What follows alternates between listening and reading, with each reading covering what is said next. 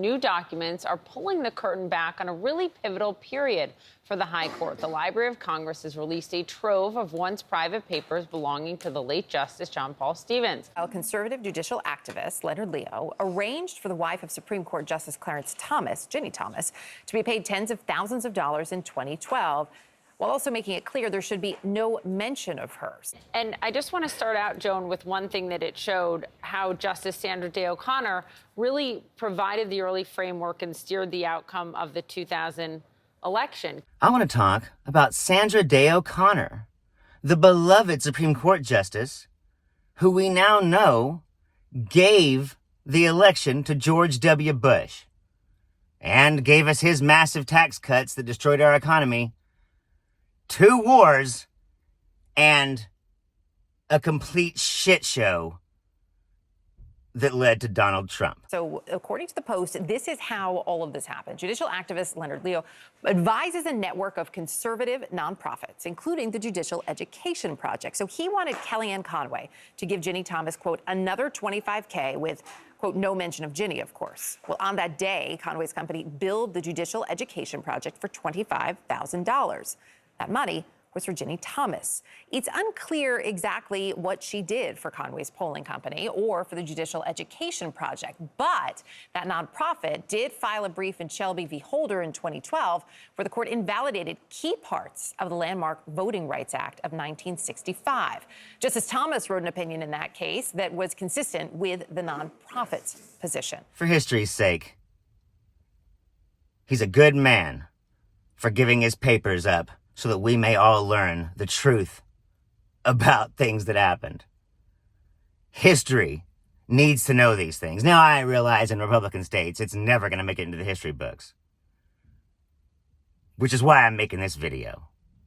You know, that 5-4 opinion that came down late on the night of December 12, 2000, deciding the election, giving George W. Bush the White House over then Vice President Al Gore, was an unsigned opinion. We weren't sure exactly who truly influenced it. And what we see is that the actual writing was done by Anthony Kennedy, but he was using a framework that was provided by Justice Sandra Day O'Connor, the first woman on the Supreme Court, and a woman who herself was steeped in politics because she was in Arizona state legislature. And I love to say that she came to Washington knowing how to count votes, and she truly did. Why would we be surprised?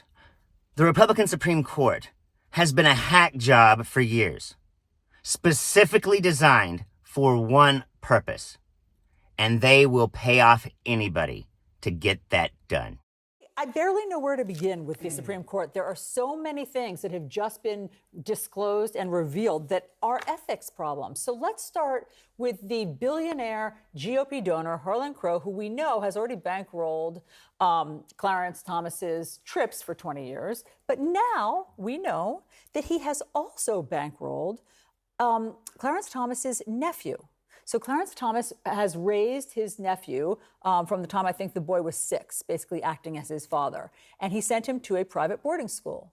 And that boarding school costs about $54,000 a year, maybe $60,000 a year. And it turns out that Harlan Crow has been paying, at least for... So for several years, Gorsuch couldn't sell his damn vacation home, or whatever the hell it was. Tried selling it, kept changing the price, could not get it sold. But got on the court, and a huge oil magnate suddenly bought it just 8 days after he's on the court. And Gorsuch has ruled for this guy every single time anything has come close to regulation for the power industry. And they worked together, again, to give Bush the White House, but also to rob Chief Justice William Rehnquist of a theory that he was pushing that would have, frankly, really empowered state legislatures at the expense of state courts and state constitutions. So we got to see all that, plus some of the tensions behind the scenes. You know, Justice Antonin Scalia, who was in the majority, famously used to tell the public, get over it. I think that Clarence Thomas has a problem, which is he doesn't report income he's getting from people who are trying to buy influence with him. Leonard Leo is one of the architects of the conservative court. And he has given money to Clarence wife. Thomas's wife, Jenny Thomas, to the tune of something like $80,000, maybe more, and also not disclosed that, and even took her name off of any billing documents. I think, Clarence Thomas should say something. He could say something like, I forgot. It'd be better than what he's done thus far. I mean, this is scandalous and ridiculous. And my favorite is this new video where he says he really is, he grew up kind of lower income, and he really prefers for vacations going to trailer parks. I don't have any problem with going to Europe, but I prefer the United States. And I prefer seeing the regular parts of the United States. I prefer going across the rural areas. I prefer the RV parks. I prefer the Walmart parking lots to the beaches and things like that. I prefer the Walmart parking lots to the beaches and things like that. I prefer the Walmart parking lots to the beaches and things like that. There's something normal to me about it. I come from regular stock, and I prefer that. I prefer being around that.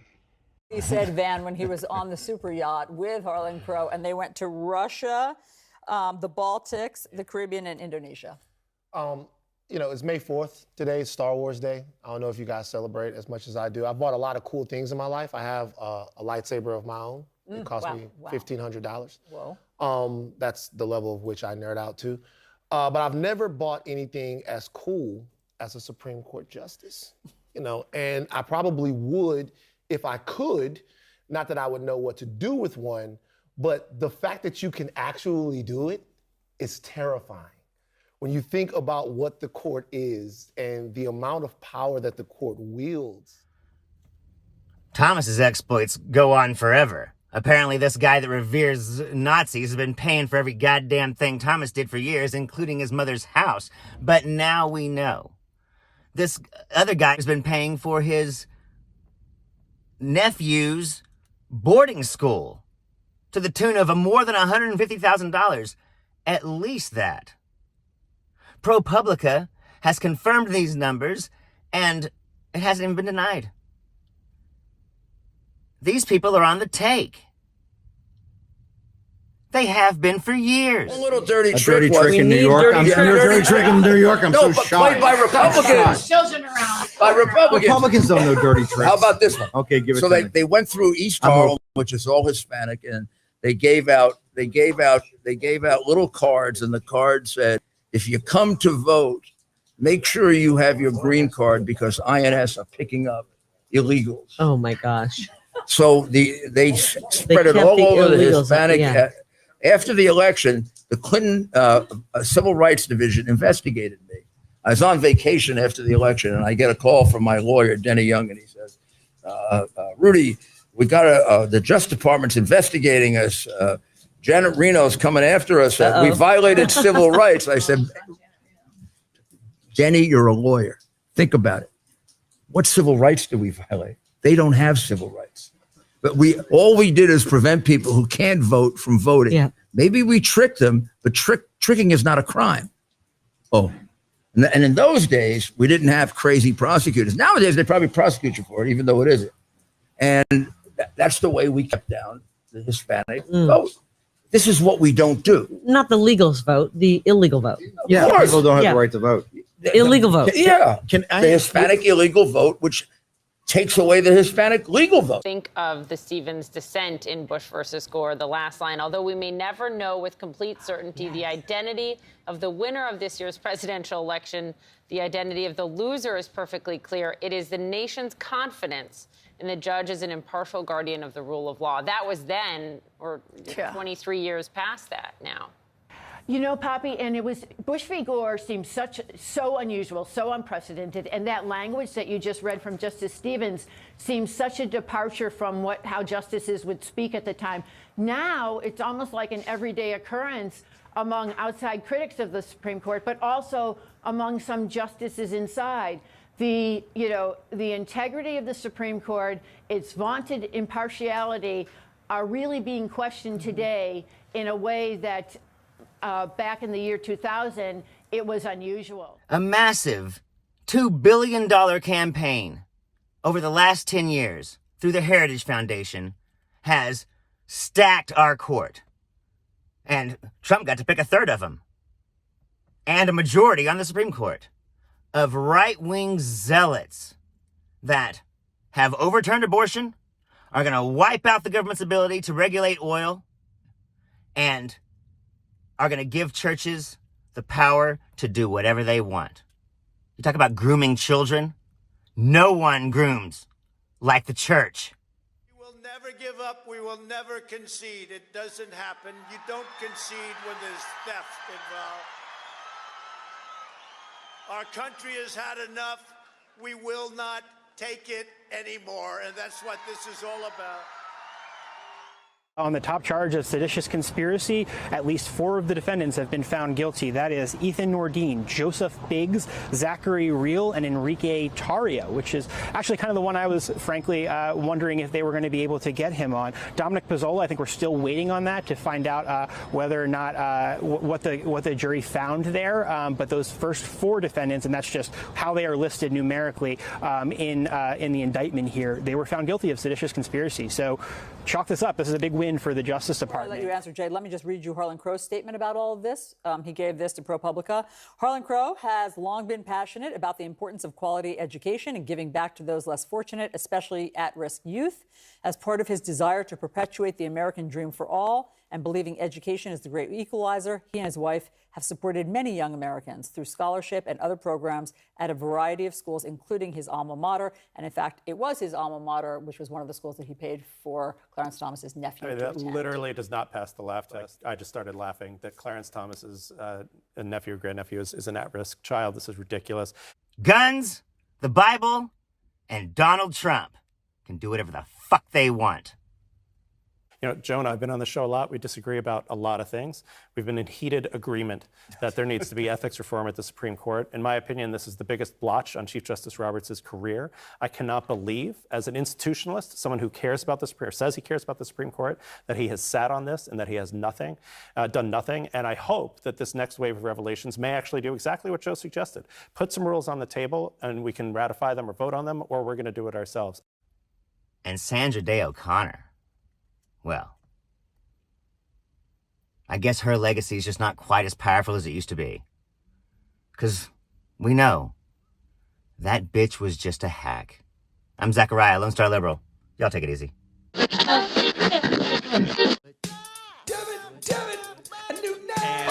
Portuguese, never knew knees. Better on a deep state daily, and he does it with these. He's the CEO of Truth, fighting for free speech. And just like the army doesn't require to sleep. Whoa, we're gonna need new news. We're gonna need him on the reawakened stage. We need him up with Cash, we need him up with Flynn, and this is freaking awesome.